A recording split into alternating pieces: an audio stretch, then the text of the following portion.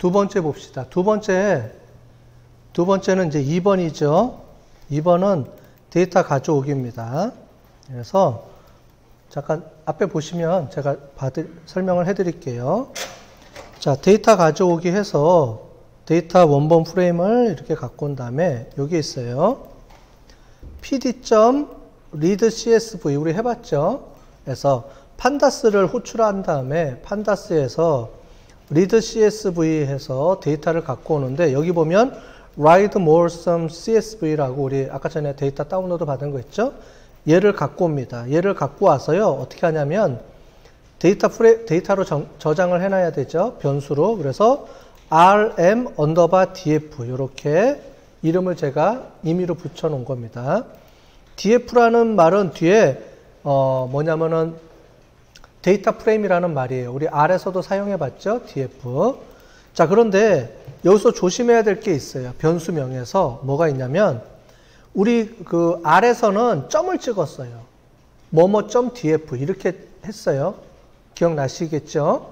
그런데 파이썬에서는 점을 찍으면 안 되고요. 전부 다 연속해서 이어줘야 돼요. 그래서 이렇게 언더바로 많이 씁니다. 파이썬에서는요. 점이 아니고요. 점은 이제 분류할 때 쓰는 거기 때문에 파이썬은 이제 이렇게 뭔가를 구분해 주기 위해서는 점 대신에 전부 다 언더바를 다 씁니다. 그러니까 그게 틀리니까 좀 구분해 놓으셔야 되고 여기도 보면 read.csv가 아니고 read_csv죠. 이렇게. 그래서 rm.df로 해주고요. 얘는 rm.df.head라는 건 뭐냐면 여기는 데이터를 갖고 오는 거고요. 이 데이터를 갖고 올 때 헤드라는 거 R에서도 해봤죠? 앞에서 5개만 잘라 갖고 와서 해주는 거. 그렇게 해서 이렇게 해서 우리가 실행을 하면 데이터가 볼 수 있게 돼 있죠? 갖고 와서 에러가 안 나야 되죠? 자, 여기까지 해볼게요. 두 번째, 자료 구조 살펴보기예요. 자료 구조인데 뒤에 .shape라는 게 있어요. 얘는 판다스 데이터 프레임에서만 쓸 수 있습니다. 자, 뭐냐면 이렇게 돼 있어요. 앞에 48,3 이렇게 돼 있죠. 얘는 뭐냐면 앞에가 뭐예요? 앞에가 행, 뒤에가 열. 우리 R에서도 나와 있죠. 그런 것처럼 뭐예요? 총 데이터가 48개고요. 근데 데이터에 있는 변수가 총 3개라는 거죠. 그렇게 해서 이렇게 나와 있습니다. 그죠? 그 다음에 rmdf.keys라고 해서 이렇게 돼 있는데 얘는 뭐냐면 이거예요. 위에 보면은 요 인덱스 값 있죠? 컬럼 값을 이렇게 확인시켜 주는 겁니다. 컬럼의 인덱스 값이에요. 이게 왜 필요하냐면 나중에 우리가 행렬이라든가 이렇게 변환해서 쓰기 때문에 데이터 열이, 그러니까 열 컬럼명이 막 없어지는 경우가 무지 많이 발생할 거예요. 그러면 이렇게 해놨다가 나중에 이거를 그대로 카피해서 나중에 쓸 겁니다. 그렇기 때문에 이렇게 저장해서 씁니다. 해볼까요, 우리? 자, 두 번째 이제 중요한 게 이제 데이터를 갖고 왔어요. 프레임으로 판다스를 이용해서 데이터 프레임 갖고 온 거. 요건 우리 R에서도 다 해봤으니까 뭐 어렵지 않을 겁니다. 근데 요게 좀 틀립니다. 데이터와 타겟으로 분리해야 돼요. 자, 분리할 때 어떻게 하냐면은 필요한 데이터만 골라 갖고 와서 분류를 해야 되죠. 예, 그런데 필요한 데이터에서 앞에 예측 변수는 대문자 라지 X로 하고요. 뒤에 그 레이블만 들어가 있는 변수는 스몰 y입니다. 타겟이라고 우리가 여기를 얘기를 하죠. 그렇게 해서 하는 겁니다. 자, 그러면 여기서 설명을 드릴게요. df.drop이라는 게 있는데 얘는 뭐냐면은 걔를 빼라는 말이에요. 우리가 아까 전에 여기서 봤던 오너십이 얘가 레이블이기 때문에 얘를 빼주는 겁니다. 빼주고요. 그 다음에 .axis equal 1이라고 하는 건 뭐냐면은 이제 열 중심으로 가라는 말이에요. 그래서 열을 이제 하나 빼주라는 거고 뒤에서 x.head 똑같아요. 제대로 뺐는지 확인해 보기 위해서 이렇게 해주면 우리가 여기 x가 제대로 빠져 있는지, 그러니까 레이블이 빠져 있는지 확인이 되고요. 두 번째 여기는 y는 rmdf에서 오너십만 갖고 오는 거예요. 그래서 y 값을 이렇게 확인시켜 주면 되겠죠. 그러면 y 값만 되는 걸 볼 수가 있습니다. 그죠? 여기까지 해볼게요. 쳐봅시다. 뒤에 아웃풋은 보여지는 거니까 안 쳐도 되죠. 위에 명령어 두 줄, 한 줄, 두 줄 이렇게 치는 거예요. 그러니까 앞으로 지금 진행되는 거 보면 전부 다 뭐 두 줄, 한 줄, 두 줄, 한 줄 이렇게 치는 겁니다. 왜냐하면 우리가 위에 전부 다 그 패키지를 다 설치를 해놨기 때문에 그런 거예요. 자, 그리고 여러분들 치실 때 이 대소문자 있으니까 이걸 치는데 치지 말고 위에 보면은 키워드 키값 불러놨잖아요. 얘를 더블 클릭해서 갖고 오면 돼요, 그냥. 그래서 위에 키값을 넣는 거라니까요. 이렇게 찾아서 요 부분 딱 갖고 오면 돼요. 자, 그리고 중요한 게 이렇게 데이터를 갖고 올 때 뭐냐면 대괄호예요. 그러니까 꺽쇠 표시예요, 전부 다. 변수명은 이렇게 꺽쇠 표시로 다 표시를 해 주셔야 됩니다. 인식을 할 때. 자, 여기까지 됐죠? 자, 그러면 세 번째가 뭐였냐면 세 번째가 데이터 전처리 작업입니다. 데이터 전처리인데 두 개가 있어요. 하나는 데이터 X, 그러니까 데이터 X 선행 변수들 있죠. 앞에 설명 변수들을 레이블 인코딩 하는데 이거는 그 의사결정 나무하고 랜덤 포레스트, 나이브 베이지 분류는 안 하고요. 나머지는 이제 이거를 해야 되는데 이거는 할 때 우리가 배울 겁니다. 그런데 여기서는 우리가 안 쓸 거예요. 그냥 요 데이터를 우리가 쓸 거니까 숫자형 데이터 그대로 쓸 거니까 여기서는 해주면 되고 지금 우리가 예제 샘플이 디시전 트리예요. 그렇기 때문에 여기서 여기 데이터 레이블을 안 해줘도 되는 예제입니다.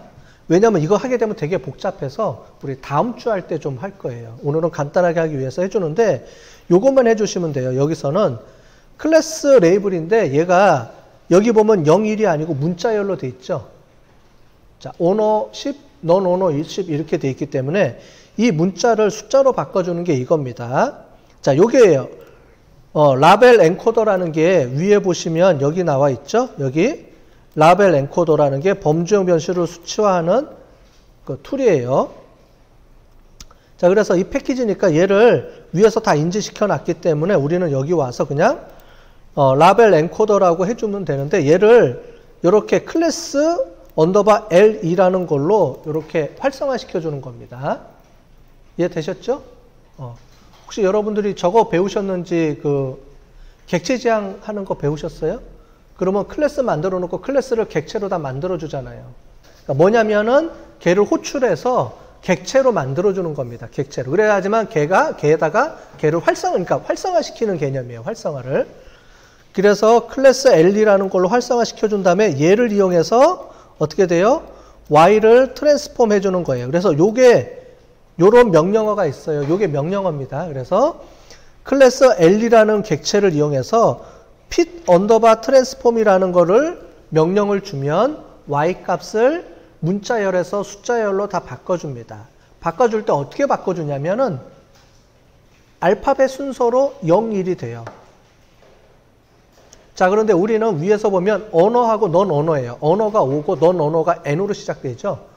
그러면 얘를 해주면 어떻게 되냐면 언어가 1이 되고 넌 언어가 0이 되는 겁니다. 이렇게 바뀝니다. 알파벳 순서로 바뀌어요. 0, 1이. 그래서 위에 보시면 여기가 언어죠. 언어라고 돼 있죠. 그러니까 당연히 O로 시작이 되니까 얘가 1이고 넌 언어가 N으로 시작되니까 걔가 0이에요. 그래서 1111111 해서 0000 이렇게 들어온 겁니다. 눈으로 확인할 수 있죠? 자, 실행한 다음에 Y를 눈으로 꼭 확인해 주라 그랬죠? 이렇게. 그래서 클래스 L, 클래스 레이블로 바꿔주고 이렇게 해준다. 요 하나의 개념. 여기서는 이렇게 객체를 생성시켜 줘야 돼요. 아셨죠? 그렇게 해서 패키지로 불러온 다음에 그 패키지에 있는 거를 객체로 만들어준 다음에 그 객체로 우리가 실행시켜 줘야 되는 개념이기 때문에 이렇게 해주면 돼요. 자, 여기까지는 다 했죠? 그러면 자, 요거 볼까요? 그러면